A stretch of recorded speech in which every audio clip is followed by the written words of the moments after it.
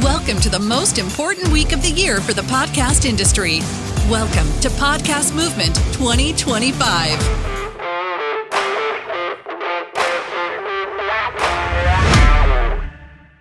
So I'm Brooke Collins. I'm with Lips and Ads.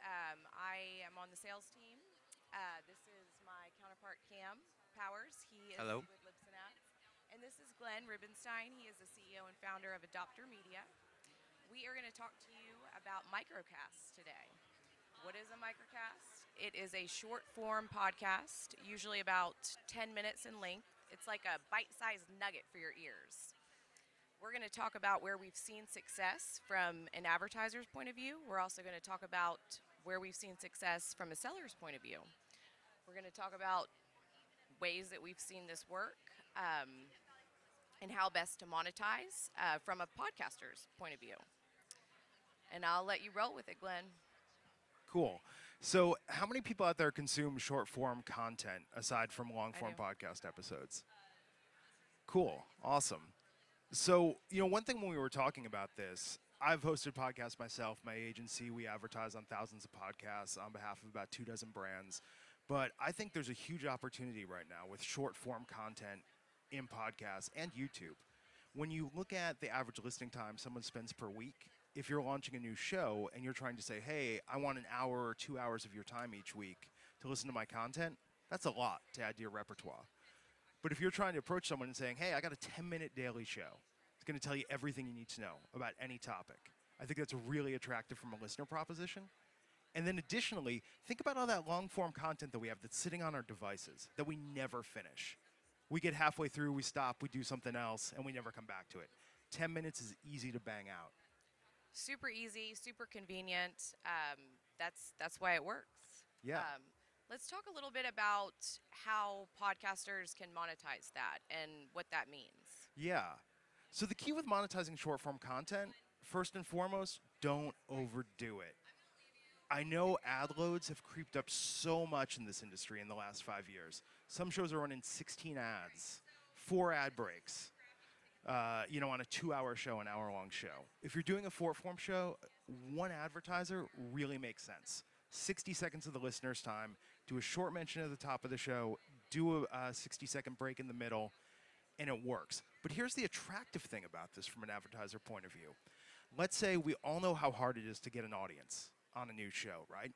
But if you can get 10,000 listeners, that might not seem like a lot, but if you can get that 10,000 listeners a day, 5 times a week, you can sell that audience to an advertiser in a weekly package against the 50,000 combined impressions.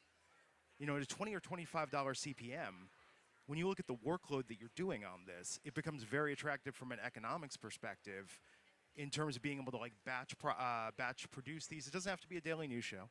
But you can sell weekly packages to advertisers and sponsors, and that's what we do with our agency, is we love that because it makes it easy to say, we know that not everyone's going to listen every day to all 5 days. Some people will, but we love that we can look at this as a package that we can buy, and it's very easy to say we're just buying this out for the week. And a perfect example of that is the Newsworthy. It's one of our top performing shows, the weekly bundle. And we know in this space that repetition is key, right? The more you hit the listeners' ears, the more they get used to hearing a BetterHelp ad 1, 2, 3, 4 times in that week. When you're only buying one spot, it really becomes a great way to get in the listener's ear 5 times off one purchase, as you were speaking towards. Yeah, and the cool thing is, once you have a really healthy network of advertisers, you can sell it in a weekly package, but all those spots don't have to run in the same week. Exactly. You can have 4 sponsors for 4 weeks, and you can rotate the days, so that way the audience isn't going to get oversaturated with the same ad 5 days in a row. And we spoke about shows, I won't say any names, but sometimes there's a hot news day, and they say the X news reporter would post 2 episodes in a day. And you know, a lot of times they'll throw in that second ad read just because you bought that one day. Sometimes you're getting 2 for 1. Yeah, absolutely. And let's talk about how to leverage your social media, too, with little bite-sized nuggets. Yes. Yeah, so this is interesting. Every podcast now is taking clips, whether it's clips to put on YouTube, clips to put on social media, TikTok, Reels, the like. One thing that we've seen a lot of success with is, because the viewership of those could be so astronomical, right? But that's not views on the episode, that's views on the clip. So our best partners, what they will do is they'll still publish the clip, but they'll take one of their existing advertisers. If we have a regular deal with them, they will take one of our ads and put it at the tail end of the clip. So that way the brands love that they're getting that extra lift.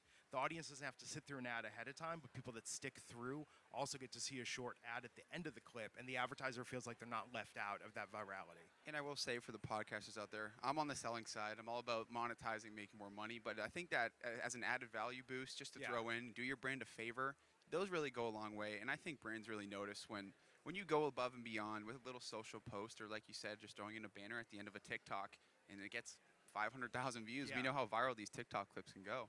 So just I say, like I said, I'm on the selling side and I want to monetize everything. But if you have a long-term sponsor and you have a great deal in place with a certain brand, throw them a little bonus on the TikTok or the Instagram, whatever it may be. It goes a long way, and the brands really appreciate that from my experience. And I think media buyers, by and large, will agree with this. The way that we convince advertisers to buy more of your shows is it's like they're buying raffle tickets and saying that we know consistently we're going to get these numbers we're promised, but 1 out of every 10 episodes, 1 out of every 20 episodes is going to have a big guest, or it's going to be a big news day, or you're going to be putting on a clip that's going to go viral. And they know that the more they invest in your show, the better chance they have of being on one of those episodes.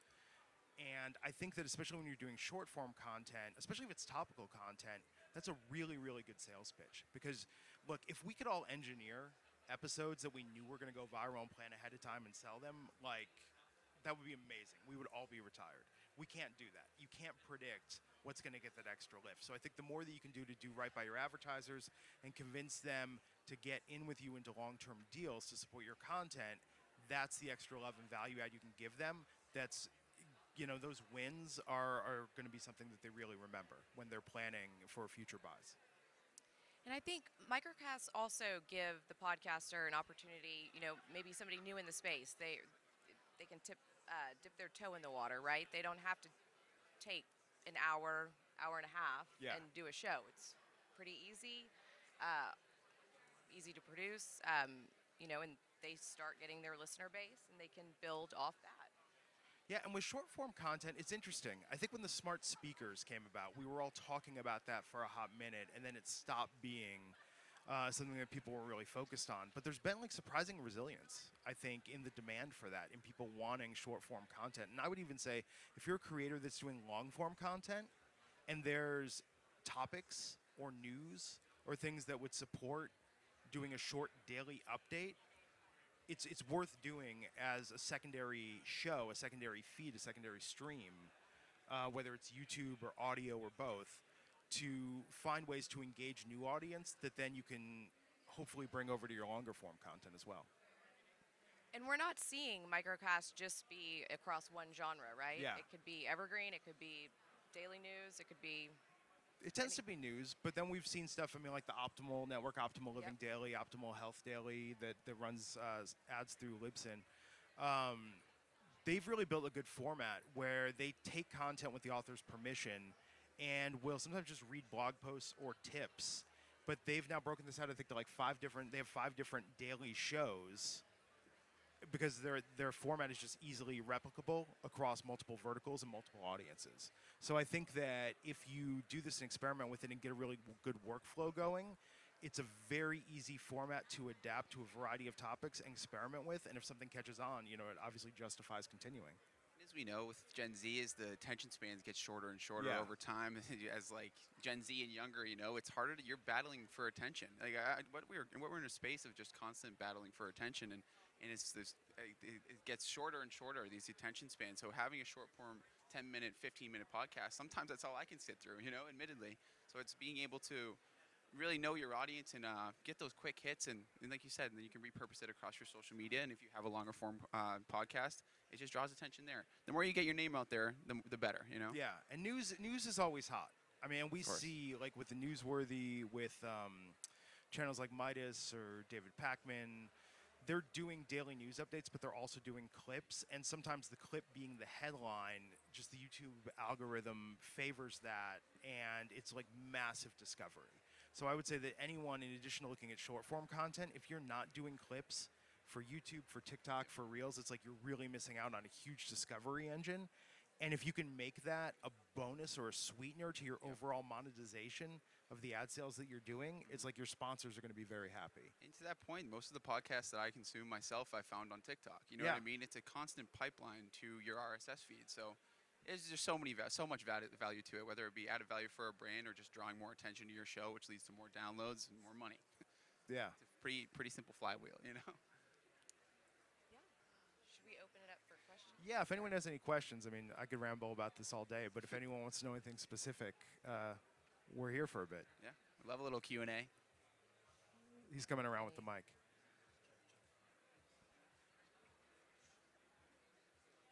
Check.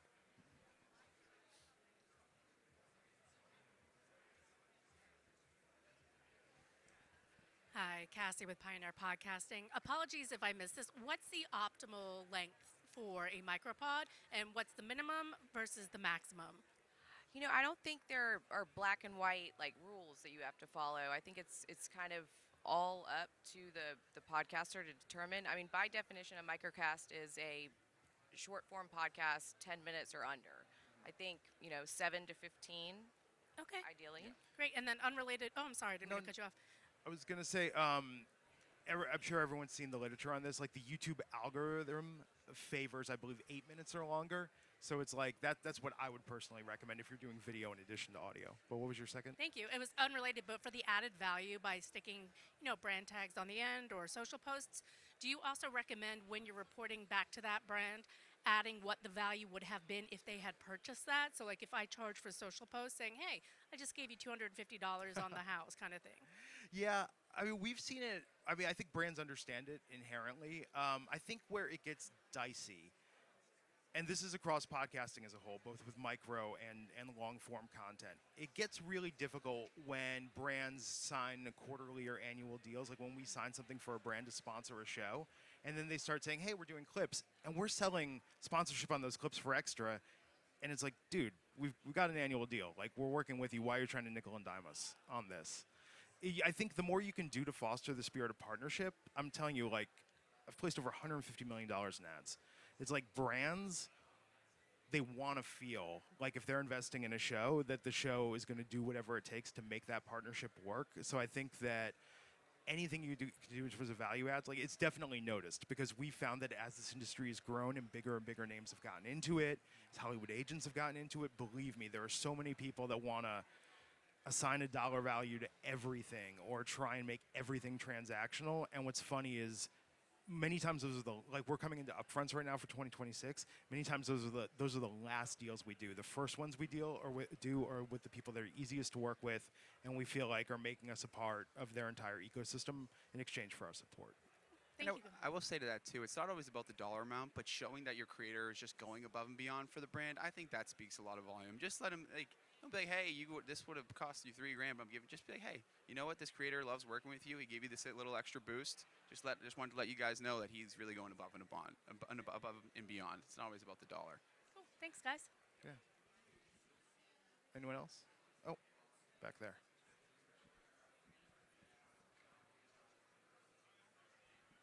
You might have mentioned this, I might have missed it, but do you have any examples of folks who are doing this really well, who are taking advantage of the cross-platform potential of that format and working well with sponsors and having a good ad saturation experience? Well, we were saying, like, the newsworthy in terms of audio. She's not doing video yet, right? Just audio. Just audio.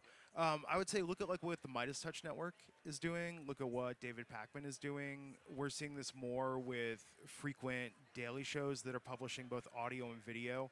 Another trend, Brooke touched upon this earlier, or Cam, I think you mentioned it. With news content, there are some news providers that if we buy them for a week, it's not just 5 episodes a day. If it's a big news day and they do a breaking update later in the day, they know that's going to cannibalize the earlier audience. So we get ads on everything they do that week. So if they put out something today and then later tonight something happens, we're going to be on both of those episodes, and we find that's really great in the spirit of partnership.